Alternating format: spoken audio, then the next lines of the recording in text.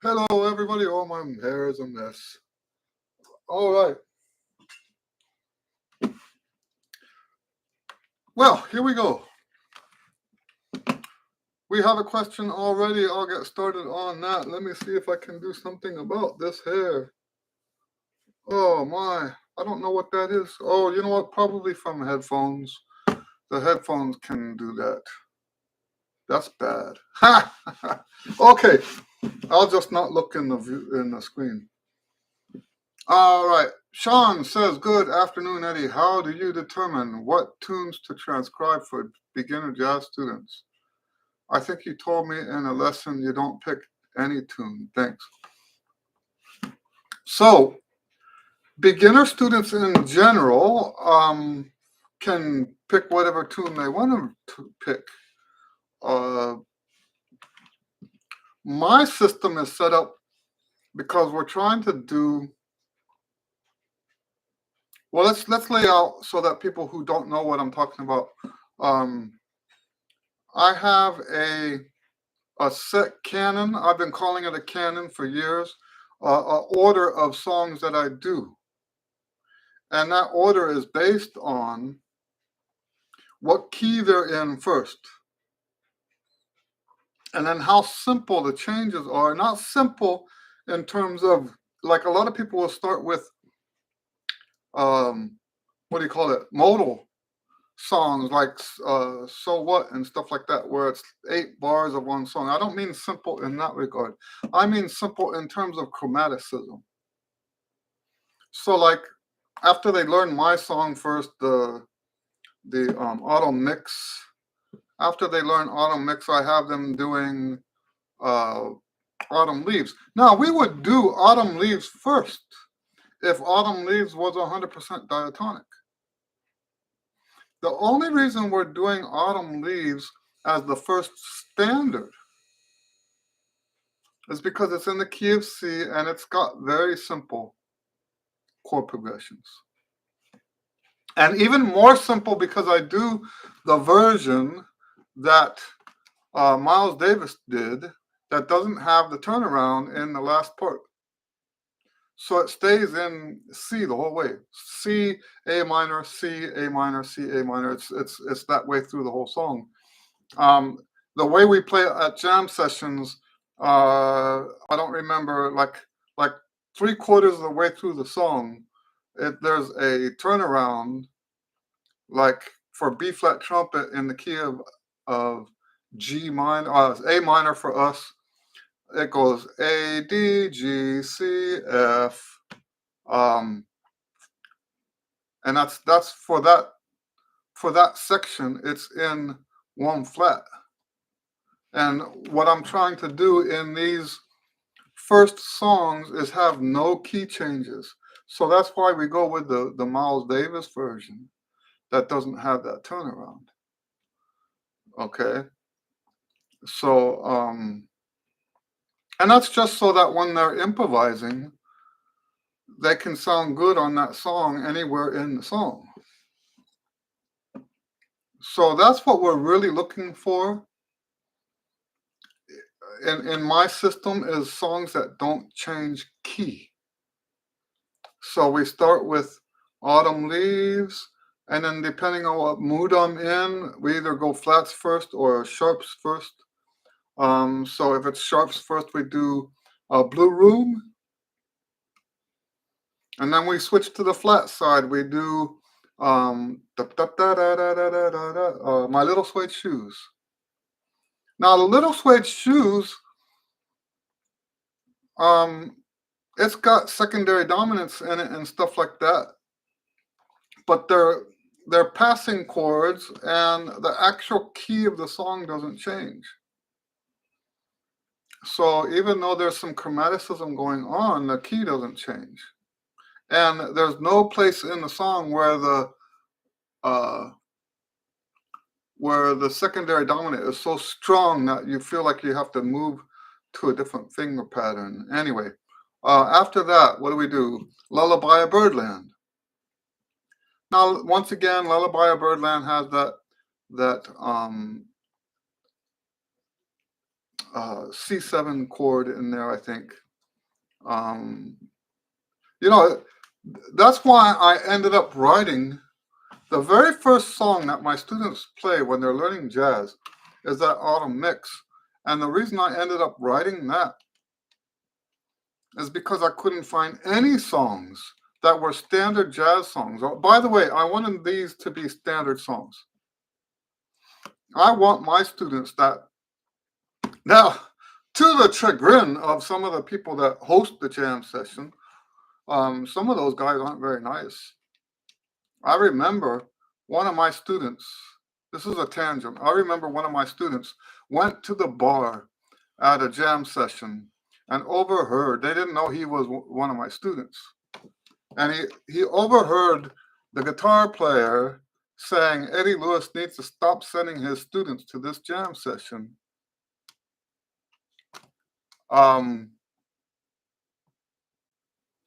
Yeah, wow, what a really, really bizarre, to me, the whole jam culture is about an exchange of, it's like passing the torch. The jam session is where the torch gets passed. You have the guys that can do it hanging out with the guys that want to do it. And the attitude, if it wasn't for great musicians, when I was younger, great musicians saying, welcome, come and make music with us. Even though I wasn't ready for any of that, they were welcoming and they were open to having me. Now, did I play every song? No. And if I did try to play every song, they would have straightened me out on that. So I have to wonder how much the jam sessions have changed. Is that culture still there? I don't go now. And I understand that's, I understand now that that it's wrong for me to not go. So here I am laying it out there for all of you. I'm self-condemnation. There you go. I'm condemning myself in public right here now. I admit I don't go to the jam sessions. I admit that I should be going to the jam sessions because I am one of the elder people that should be there to help the new ones. And if I'm going to complain about people complaining about my students, then I should be doing something about that, not just complaining about the people complaining. Right? But the jam sessions have become so loud and it's become a problem for me. Hello, Sig Sire. Shalom to you too.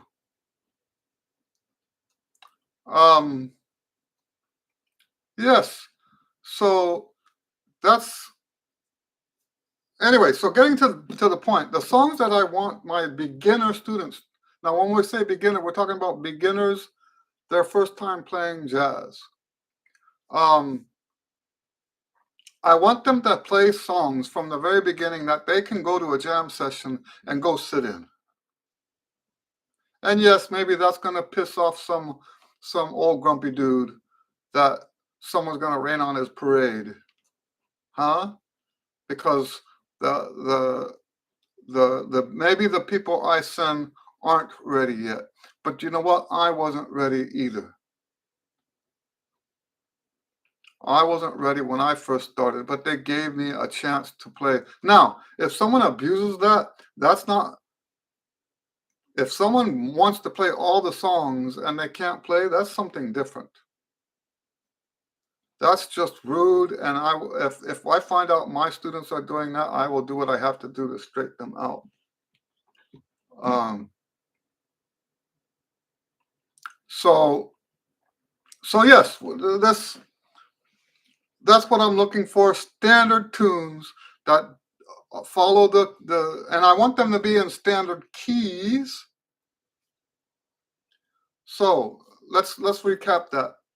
Autumn Leaves, Blue Room, My Little Suede Shoes, um,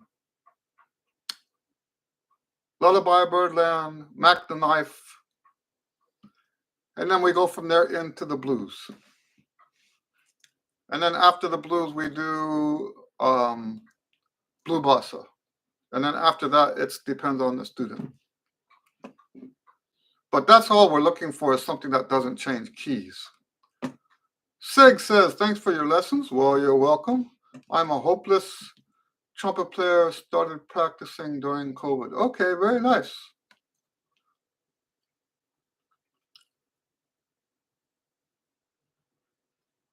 Led says, people get mad at all blues, etc.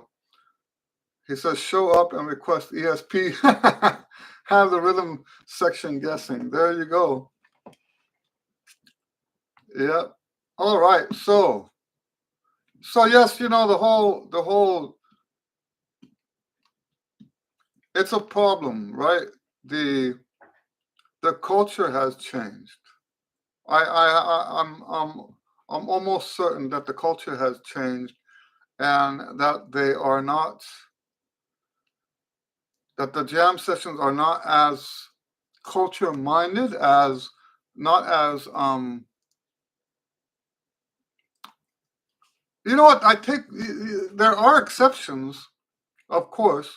And there's a jam session that I have gone to, and the only reason I haven't gone lately is because I think they closed down, or they moved to a different place or something. But there was a jam session I used to go to like once a year, because it's like an hour and a half drive for me. And it's on a night that I normally teach. So if I have a night that opens up, which is not often, right? Because it would have to be everybody that I was teaching that night, for some reason, isn't taking their lesson that week. But that happens sometimes. And so sometimes a night will open up and I can drive an hour and a half to get to this jam session. And they do operate the old way, and they're encouraging to the young people, and they will teach you the etiquette. By the way, I think that's part of the purpose of the jam session, is to teach you the etiquette. If you get it wrong, they need to tell you get it wrong. Not, for someone to say, well, Eddie needs to stop sending his students. Well, that doesn't help. What you should do is go to that student and tell that student, hey, let me help you out here. Instead of complaining about the teacher sending the student to do what we have always done for over 100 years. Instead of complaining about me, they should be taking a mentoring role with the student they're complaining about. That's how the culture used to be. I can remember so many times. I just heard this week from Ricky Malachi. Ricky Malachi used to have a band in El Paso. He called it the Malachi 4 or the Malachi 5. It was, I don't remember who played drum. Probably, what's his name? Now, I remember almost everybody else's name. So it was Ricky on drum. Oh, Ricky on drums. That's why I couldn't remember. Ricky's the drummer. And he would have, I think, Pancho on bass, if I remember right. He would have Mike Duva Mike Duva on tenor sax when I was going there. And so when Mike left El Paso, he became the Barry sax player for the Glenn Miller Band. And apparently, I think he was on that gig for many, many years. But while he was still in El Paso, he took sort of a mentor role with me, not necessarily talking about stuff like music theory or anything like that, but like, for example, I used to get so sleepy and tired, and because I was up all night practicing and stuff like that. This is when I was in college. And if I was at the bar, I'm not, at the club, and sitting at the table half asleep, he's the guy that would come straighten me out. And, you know, that's the kind of stuff we need. That's what the jam session's for, is hey, you know, it's not just about how do you play your acts. It's not just about how do you get yourself invited to play. By the way, you don't just go up there and play. You have to, a lot of them will have a list, but most of them not. So you have to go to the guy who's in charge of that, the girl that's in charge of that, and go up there and say, hey, I'd like to play. And they'll usually say, what? Oh, yeah, what, who are you? And what songs do you know? What do you play? What instrument do you play? But yeah, so Mike Duva was one of the guys that taught me all of that stuff. And then Dave Borrego was a guitar player. And I think Dave back then was a student of Kurt Warren. Kurt Warren was, like, at the time, the top jazz musician in El Paso. But yeah, so these guys, they were like family to me. And they helped bring me up in the jazz tradition.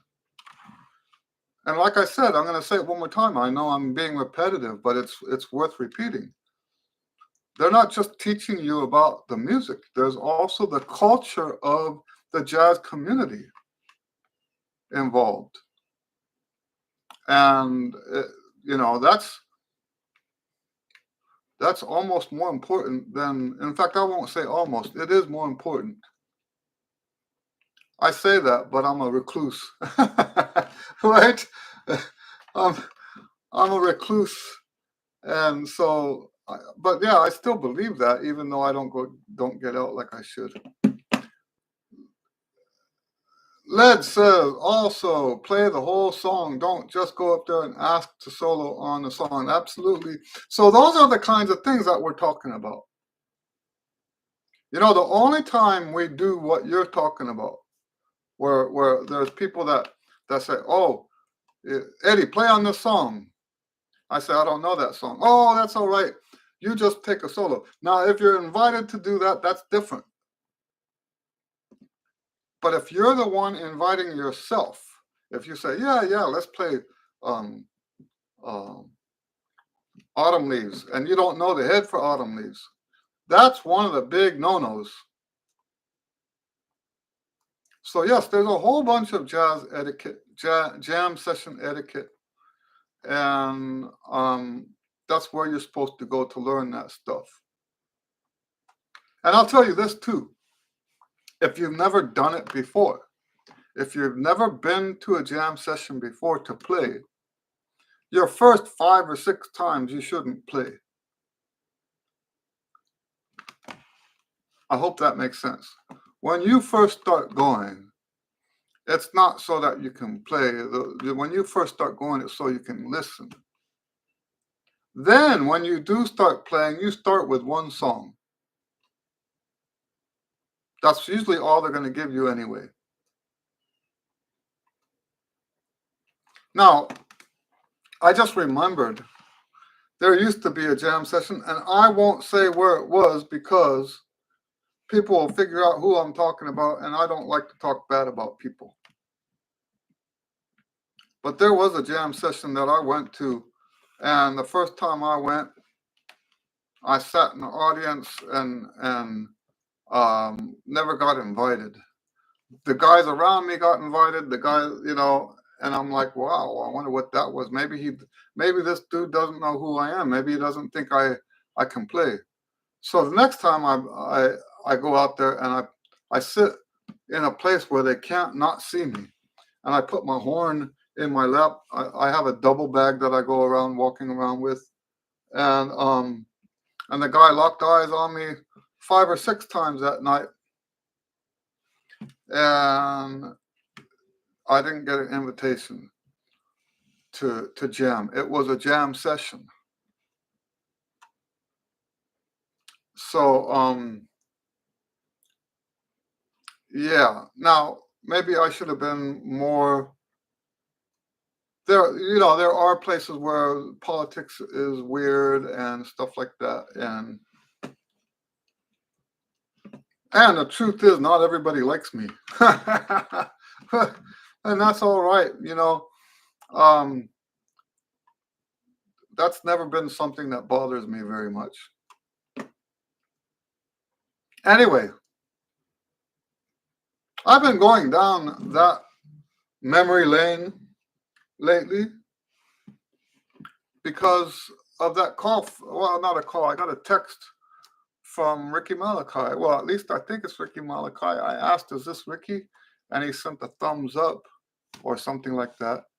So I'm assuming that it wasn't something my phone. The phone number wasn't a number I had in my phone. But anyways, getting that message from Ricky, I've been very nostalgic, I guess you could say, about my past as a jazz trumpet player. Um, yeah, so I think that's partly because also the videos I've been putting out with David, and in fact, I think that's why Ricky sent me a text. He said that he likes what I'm putting out, and now he wasn't specific about those videos, but I think that's probably got to be what he's talking about. But anyway, I've been thinking a lot about the my upbringing, my education. Also, the other thing is the birthday thing. Um, I recently turned 60, and I've been looking back.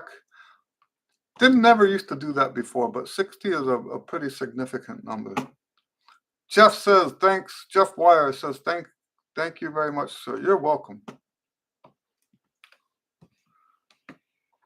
Any questions that we can answer right now? Ha ha ha.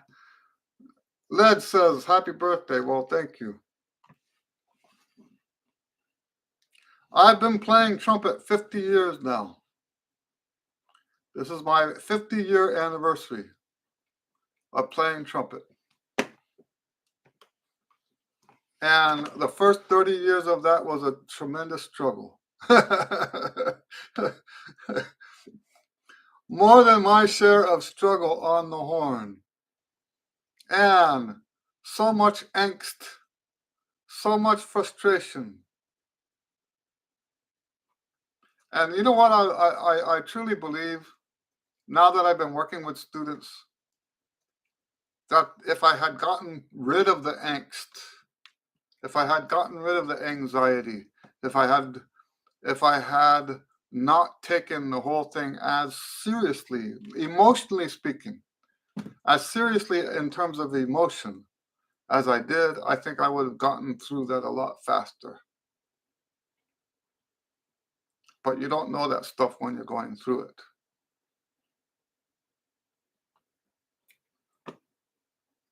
Led says, what's your favorite trumpet?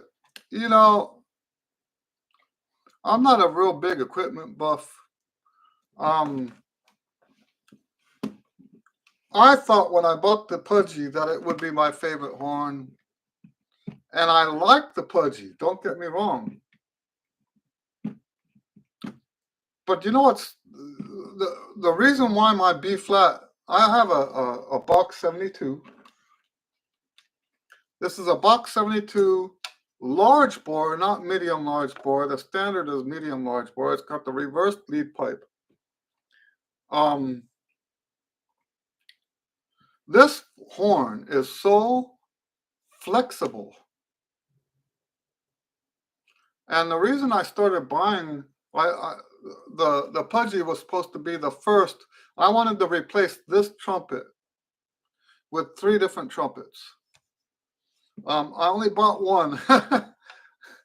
So my plan was to replace it with 3, but it's not breaking down nearly as quickly as I thought it was going to.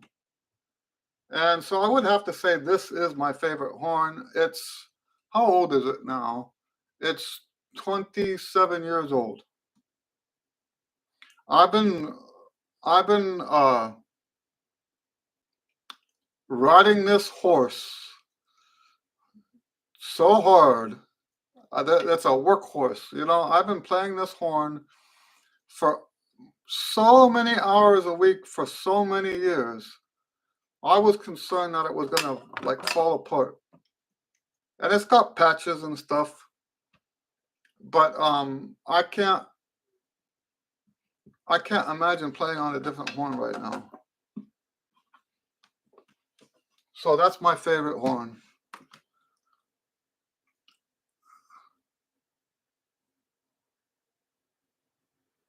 Led says, love the anxiety point. We all could use that advice. Yes. Karen, hello, Karen. Now you can, Karen says, now you can get all the great discounts. Well, watch out for the scammers too. That's right. Well, I won't go into that. I know about the scammers. Led says, reverse lead pipe makes a huge difference to me. And a 43 bell. I got a 25 bell on purpose. When I ordered the trumpet, I didn't just order, I contacted Bach directly. This is before the what are they, the strike. This is before the strike. This is before they changed all their people. I asked specifically for a 25 lead pipe and a 72 bell, and I wanted the reverse lead pipe. Because I wanted it, my idea was, and I don't know if this was a good idea or not, did this lead to me getting the horn that I love so much right now? Or was it just a fluke coincidence? I don't know. But I wanted it, the idea behind it for me was I wanted it to be more cornet-like. Not a cornet, but something that had more cornet-ish qualities. So so that's why I have the 25 lead pipe. Sean says, I've seen YouTube vids of Roy Hargrove doing jam sessions at Smalls in New York. It's pretty cool. Yeah, see, I did it. So one of the things I like to do when I travel is go to jam sessions. And I have a story about Smalls because it was a Monday night, and I went across the street to hear the Village Vanguard band.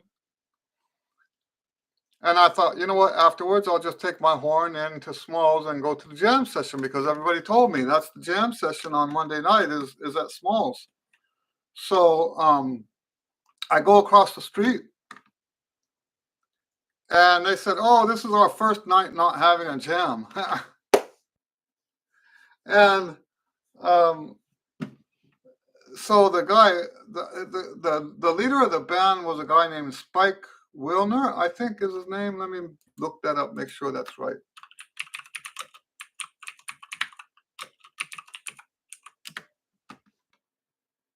Yes, Spike Wilner was the leader that night. And someone spoke to him and said, hey, this guy came here expecting a jam session. Will you let him sit in? And I sat in, and they liked it. And there was this old black guy at the bar when they introduced my name. And then I as I was, sitting back down to listen to the rest of the night, this old black guy comes up to me and says, Eddie Lewis. I said, yes, sir. He goes, don't you know that there's some famous Eddie Lewises that play trumpet? And I said, yes, sir. I already knew that. So there's, um, and he says they're not white, right?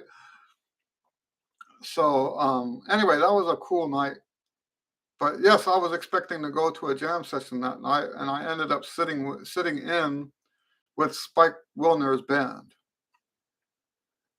So that was a bit of a um,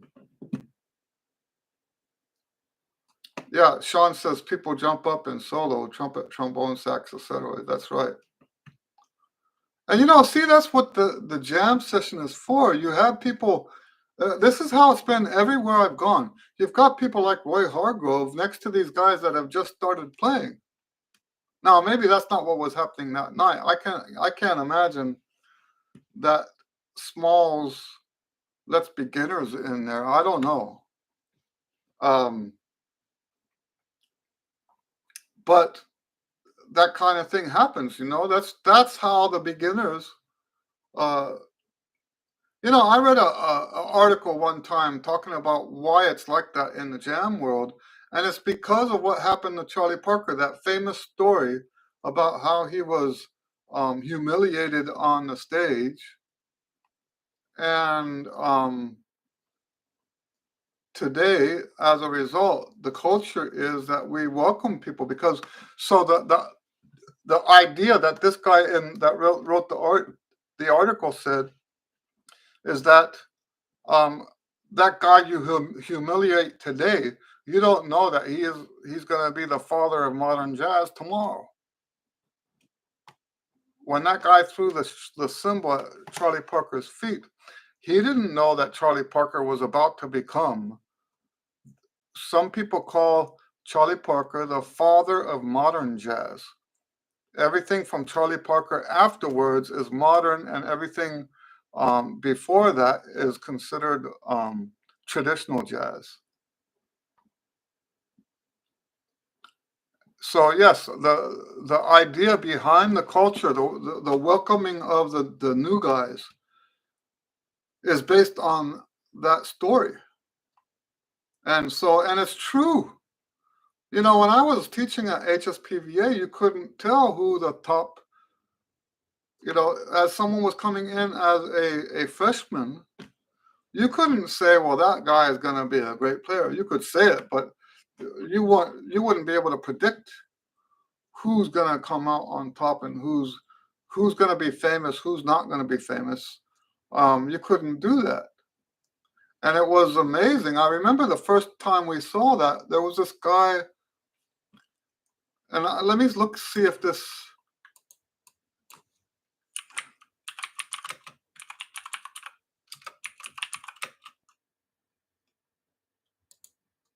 There was a tenor player.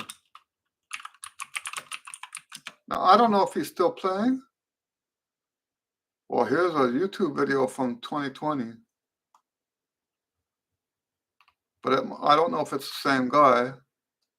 Let me just click and see.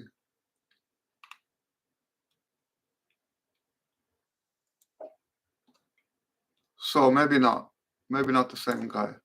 Anyway, so there's this no, this is before Walter Smith. Walter Smith was in my class. I think he was in my class 2 years.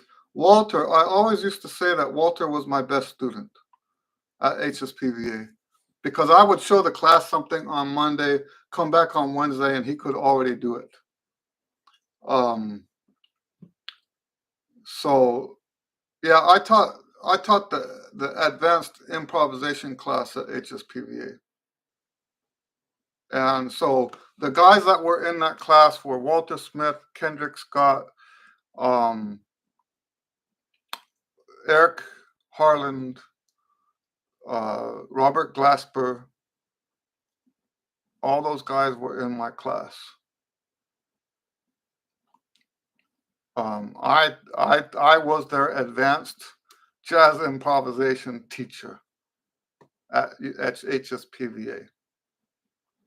I don't often tell people about that because I feel like no trumpets in the class. I don't remember any trumpets. I don't remember any trumpets in that class. There might have been, I don't remember them. So yeah, now I can't remember what I was saying. Mike Moreno was right after. So the way it worked is if you were in the combo, that was a step above advanced jazz, right? So I got to work with Mike and Jason Moran and those guys in the combo, but they were not in my class. So I did help rehearse the combo a few times and stuff like that. And much more exciting is I also got to perform with them too, uh, in recitals and stuff like that, if I remember right. I know I was on Robert Glasper's recital. I don't remember who all's, but yes, I got to do stuff like that back in those days. I don't remember specifics, so don't try to pin me down on specifics. Um, so how do you know about all these HSPVA people? Are you from Houston?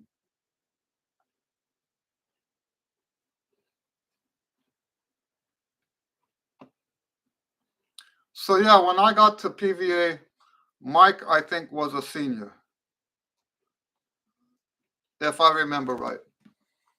That would have been 1991 or 1990, somewhere around there. Now, I had trumpet students at PVA, and they were all very successful. Um, well, at least they were at least successful when they were in school, and some of them went on to be pros and stuff like that. Um, I think the most high-profile student I had on the trumpet side at PVA was the guy that plays with the Sufferers.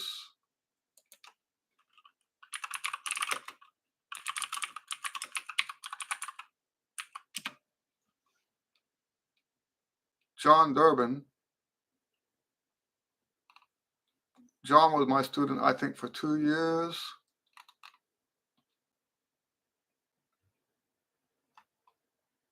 The Sufferers. I keep adding an extra ER. The Sufferers.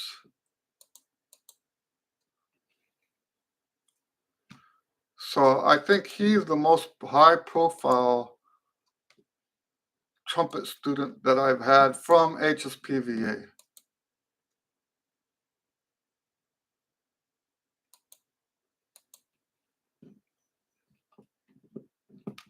I've had other more high-profile students than that, but I don't know why I'm even telling you guys about it now, but I don't normally, um, I guess, and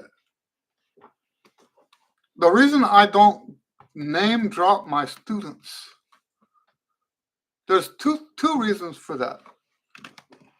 Okay, maybe more than two. One is that I don't ever want to need my students to bolster my reputation. I want my teaching to be successful because it works, not because there's some celebrity attached to my teaching. And that's pretty much how things have worked out. So I'm glad I've done it this way, but I have gone a long way out of my way to avoid mentioning names like that. I've gone a long way out of my way to avoid that. And I guess the only reason I mentioned it today is there are some specific, like you mentioned Walter Smith, and yes, Walter was in my class, and Last time I saw Walter was at, I think, his brother's wedding or his sister's wedding. I don't remember. I saw him at a wedding in Dallas. They hired a band I play with, used to play with. Um, so that was cool. And a lot of the HSPVA people were there. But no, normally I don't mention those names because I want my method to stand on its own merits. And I understand the logic. People say, well, if it worked for them. But the truth is, I didn't have my method when I taught them. I was still working those things out when I taught them. And in fact, I'm still working things out now. So no, I don't see it that way.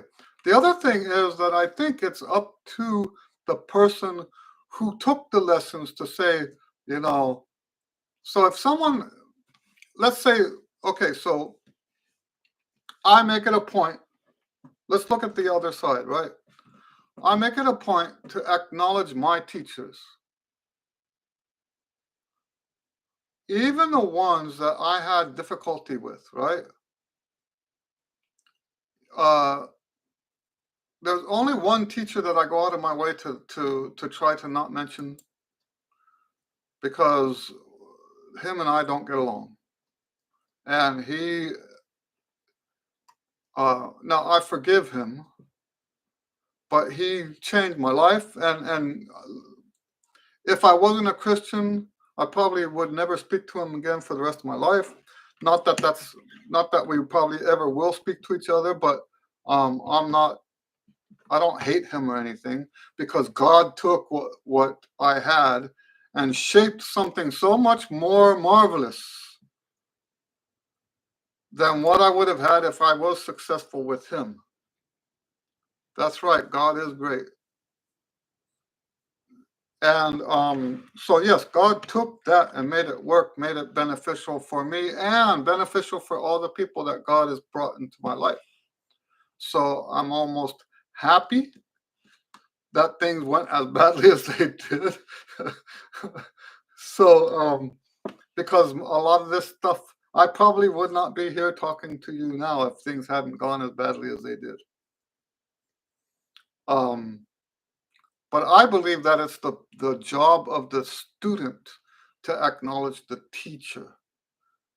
And we have a warped society today that every time there's a successful student, and I know it's based on greed, and I also understand that, and I wouldn't be saying this about a specific person because then I'd be talking bad about them, but the practice I don't mind calling out. When you have a successful student and you can't wait to get out and tell everybody in the world so that you get more students yourself. And I know that it's based on the way our society works, the whole good referrals and stuff like that. But see, that's supposed to be the person that you did good for. You know, it's sort of like when Wynton Marsalis talks about his teacher from high school. You know, I mean, his teacher when he was a teenager. You know, he has a lot of respect for that man. And that respect coming from Wynton means a lot more than if that man had said, hey, Wynton's my student. That doing it the other way around is really, I mean, it's sort of greedy. It really is very greedy. Anyway, so I try to acknowledge my teachers whenever it's appropriate to do so. Okay, I acknowledge my teachers. I acknowledge um, all of them, really. Even the one that I didn't get along with. There's only one of those. I had 7 long-term teachers. Um, My very first private teacher was an old black man in North Carolina. What I remember about him, he was I wish I remember his name as being Mr. Johnson, and I think he was a retired band director. He had a rented office and in an office building. My parents would take me and my sister there, and he taught me scales. He taught me thirds. He taught me. We did mostly stuff out of the beginner band book. Um, but what I remember most about him was how in a I want to say he was loving, right? But I don't mean in a like a pedophile kind of way.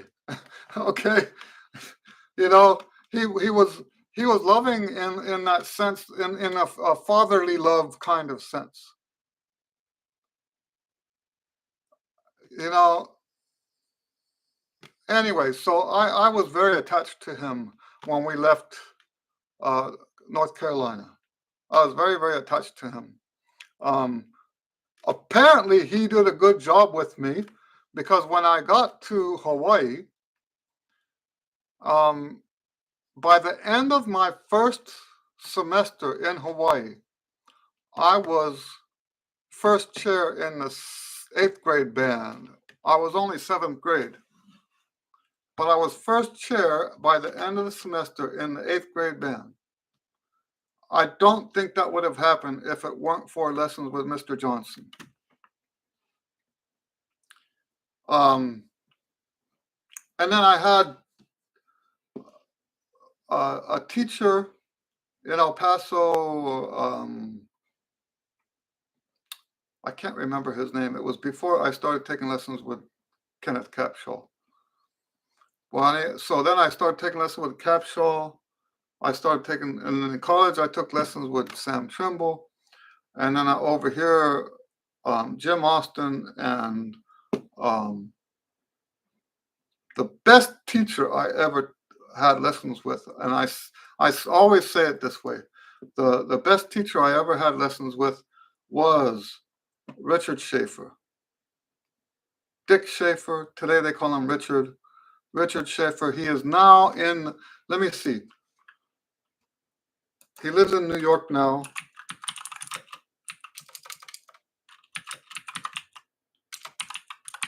I think Syracuse Symphony.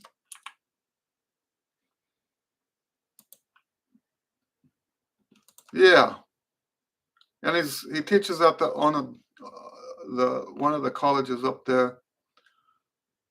This was the best teacher I ever had.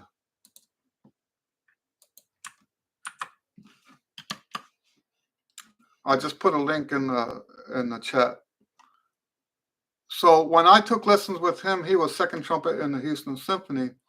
When he left the Houston Symphony, he had the longest tenure of a brass player in that symphony. I think it was like 25 years or 30 years, something ridiculous like that with the orchestra. So he was the best teacher I ever had. Now, I often say that Sam Trimble, the guy that I took with in El Paso, was the most influential teacher. And I like saying it that way because I don't want to take anything away from either one of those guys. But I actually admire every single teacher I ever took lessons with. There's something I can, even the one I didn't get along with,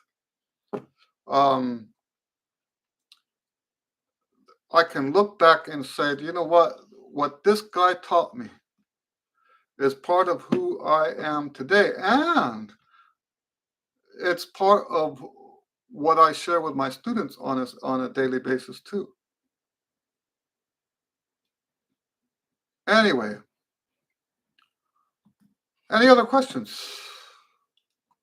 I do have to quit right at 2:30 today because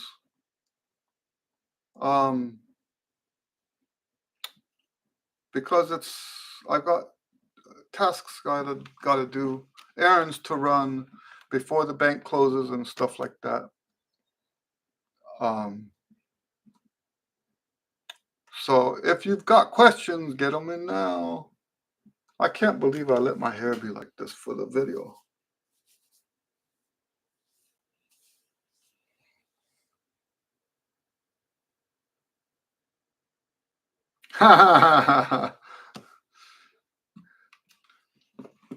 So Led is asking me, what is your most frequent personal warm-up exercise go-to?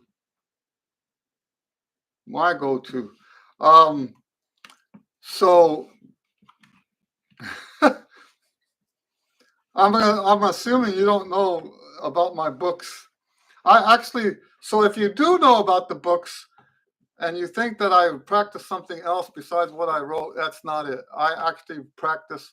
I had a new student yesterday. A new student comes in and he puts the Trumpet Chops player book on the stand, and he said that's what he's been trying to work on.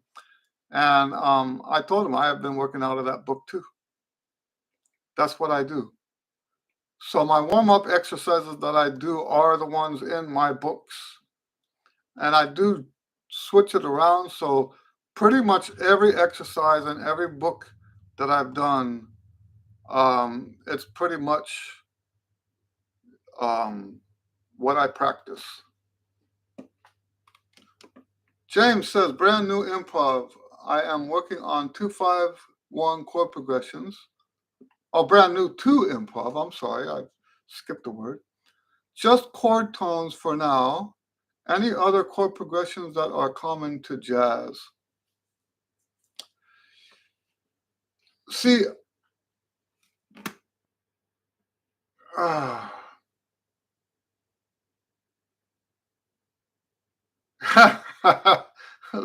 Led says learn your minor major 7 chords. Oh my. So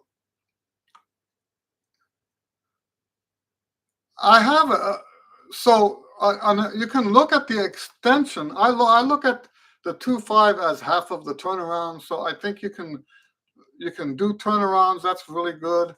I like to take what I do with turnarounds is I take turnarounds and take every turnaround I can find, compile it into one key, and just play them all. Play through by memory, right? So I look at it, I finger it, then I look around and play it by memory. Look at it, finger it, look around, play it by memory.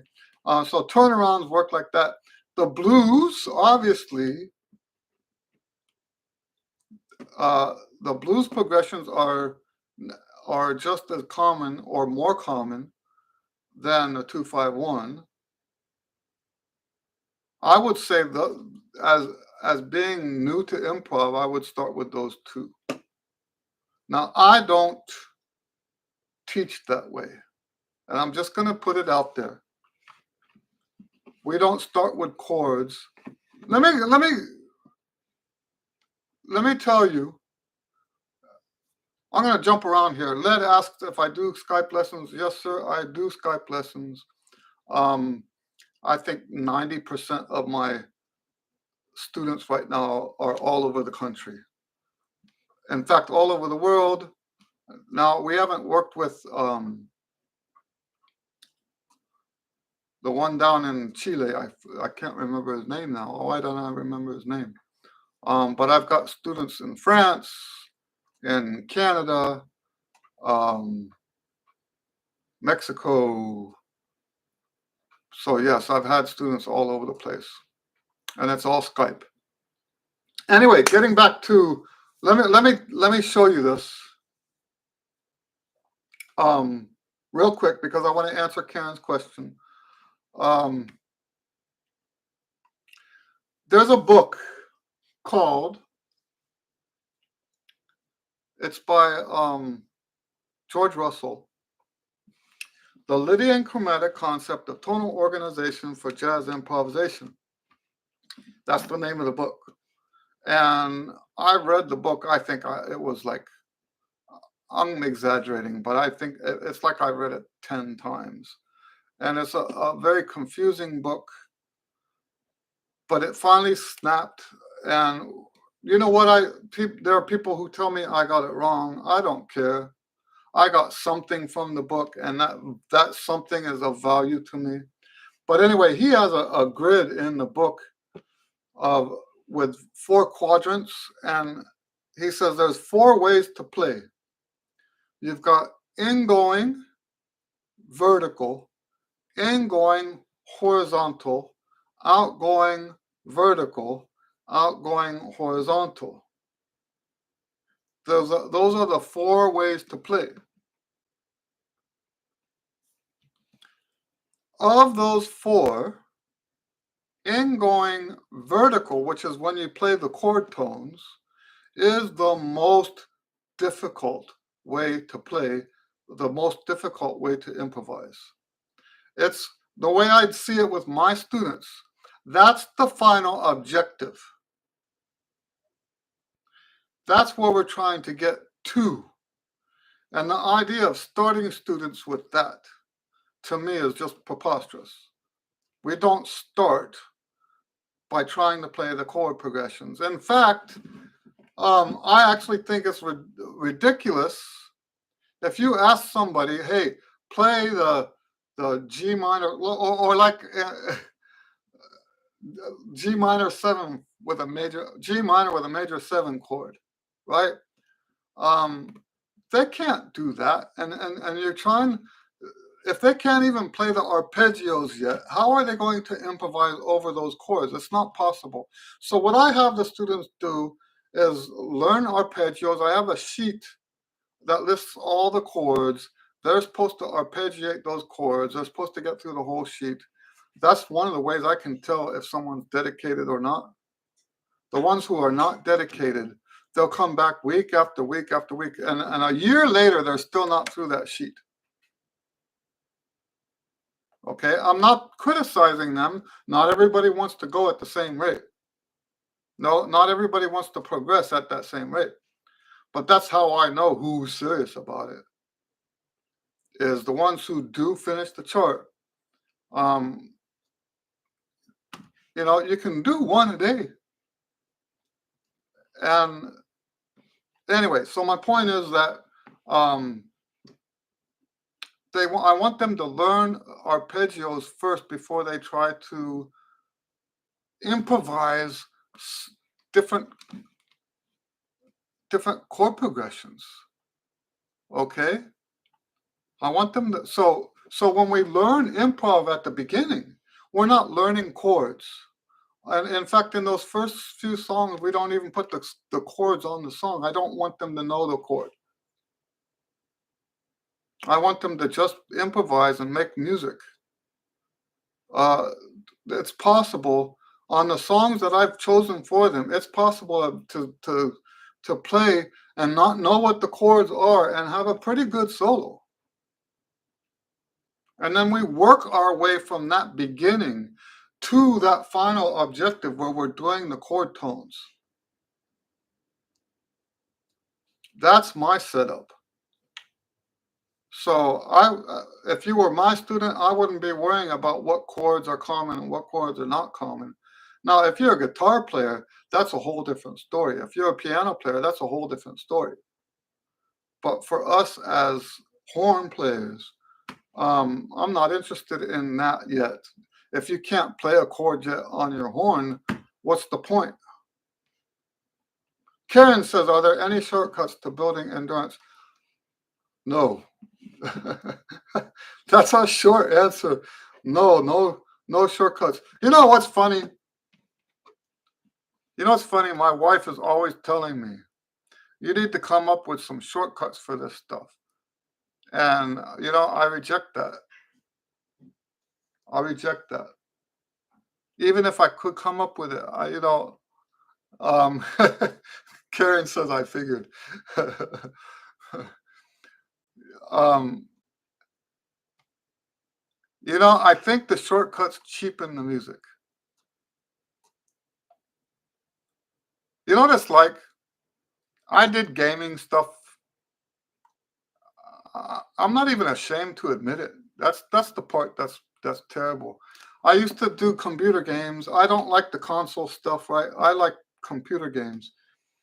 Um, and you know, when you put the cheat codes in, like I used to play Doom, and in Doom you can type in some cheat codes, and now you can go through walls, and you can, no matter how many of the enemies shoot you, you don't die and stuff like that.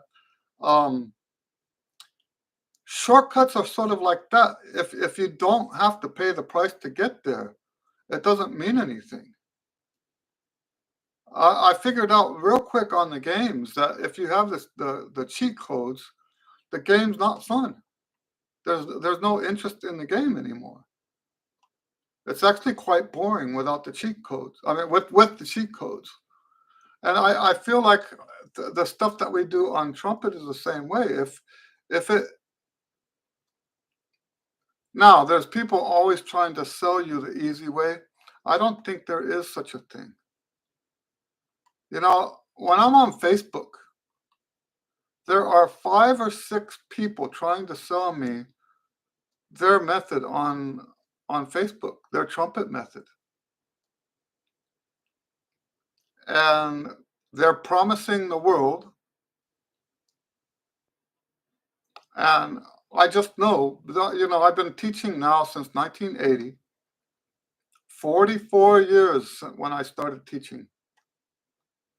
Um,